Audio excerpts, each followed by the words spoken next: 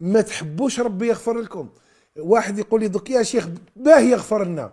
بالتوبة إليه، بترك الحرام والسيئات والموبقات، وبالرجوع إليه رجوعا صادقا. شوف الآية، تأمل.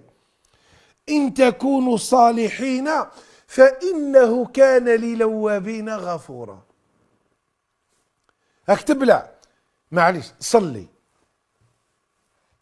هاك تخلط صلي، راك تعكر فيها صلي،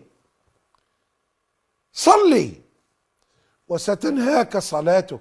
اروح للجامع، اروح اسمع الإمام وهو يدرس، اسمع الإمام وهو يدير الحلقة.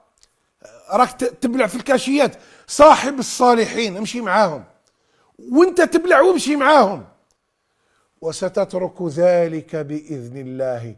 لا تتخلى عن الله فيتخلى عنك، تخلي ربي يخليك.